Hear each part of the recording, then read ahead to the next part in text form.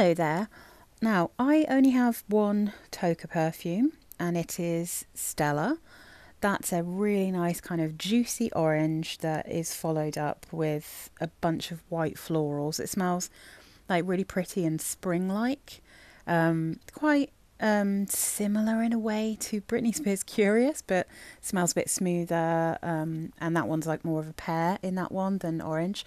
But I thought, because I saw this little bundle of samples on eBay, and I thought, oh, I might as well try them. These are the bottles that, unlike the regular Tocca bottles, have like a kind of ombre colour coming up the side of the glass. So these aren't transparent like most of the Tocca bottles. So I assume they're like a special and specific collection. Now, I wouldn't want full bottles of any of these, I can already tell you that, but I will tell you about what I think they smell like. So let's start with Gia. Very beautiful bottles, really lovely, so pretty.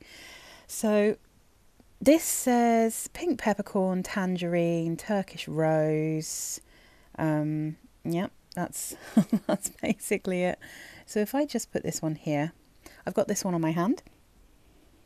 I was kind of interested in this one because it's compared to Rose Jam from Lush. And I can kind of see the comparison here. They don't smell exactly the same, but they've definitely got a similar feel to them. Okay, so the set of notes that are on Fragrantica, they have top notes of tangerine and pink pepper, middle notes of Turkish rose, base notes of vanilla, amber and sandalwood. So when you first spray, I think you get a little bit of that pink pepper, but mainly this is a sort of tangy rose. So it is tangerine and rose with a slight spicy warmth.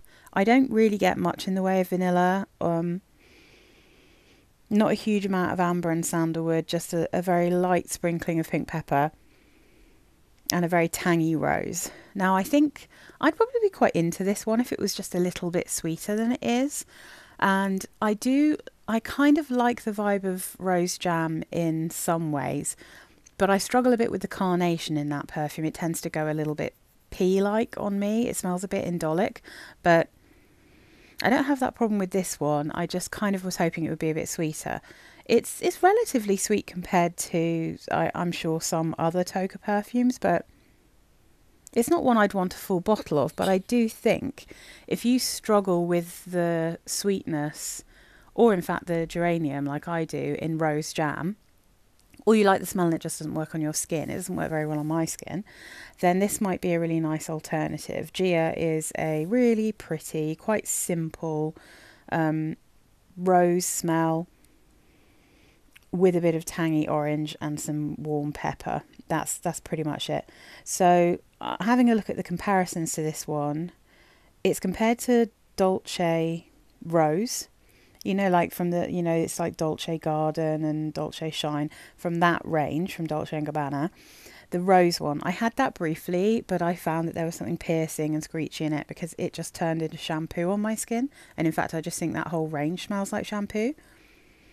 This one's not quite the same shampoo-y vibe, but it does have a little bit of a shampoo-y feel. But I think it's definitely nicer than Dolce Rose. It's also, like I said, compared to Rose Jam. It's compared to some of the Miss Dior's, some of the older Miss Dior's, and to I think it's C Passione. Is that the one in the dark red, in the kind of painted red bottle? And I can see that a little bit. I can kind of get a little bit of that vibe, but I think it's nicer personally. I don't get on very well with the C perfumes. But yeah, I mean, this is a pretty one. I'm not crazy for it. I think I like the bottle more than I like the perfume. But it's perfectly pretty. I'm not sure it's worth spending Tocca money on, if you see what I mean, when you can get Rose Jam. But anyway, so next up we have Belle. This is another super pretty bottle. There you go. Really, really pretty. Lovely bottle. So what does this say? Bergamot, petitgrain and freesia. And that's pretty much what you get listed here. But then there's musk as well. And a ton of musk. An absolute ton of musk. So this smells quite familiar to me. because I think it has that classic Frischery musk that you get in a few, actually a couple of perfumes that I have, and one that I'm not keen on because it smells a bit like a body lotion, this one. It reminds me a bit of Amazing Grace, the original Philosophy, Amazing Grace. That one definitely smells a bit like a body lotion to me. There's another perfume that smells just like it, which actually came out a bit before it, called AV by Adrienne Vittadini. And that one, that's slightly less body lotiony. There's a little bit more bergamot in that, but it's still what I think of as a Freesia musk. And this is definitely a Freesia and bergamot musk. The Petitgrain takes this in a slightly greener direction. But yeah, I mean, that's the thing I think it smells the most like. It has a little touch of the freesia and musk that you get in the Lanvin perfumes I have. One called Jeanne. That one's like a raspberry and blackberry freesia musk. And then Modern Princess, which is like a red apple freesia musk. But I prefer the way that I sort of prefer the way that Lanvin have done this. This is perfectly pretty. It's really pretty. If you like Amazing Grace, I think you'd love this. And I do think it's actually slightly nicer because it's slightly less lotiony. And the Petitgrain, like I said, gives it a slightly unusual twist. A slight green, almost nutty twist in a weird way. Yeah, I mean, it's perfectly pretty. I'm not sure it's worth the kind of money that you need to spend to get a Tocca perfume. But again, if you collect them or you love the bottles, then it's probably like a super easy skin scent, that one, because it really is very kind of Amazing Gracey. And then last one we have here is Tocca Maya. An absolutely gorgeous bottle. I mean, come on, look at that. If you can. Beautiful purple bottle. So this says iris, blackcurrant, patchouli and oak moss.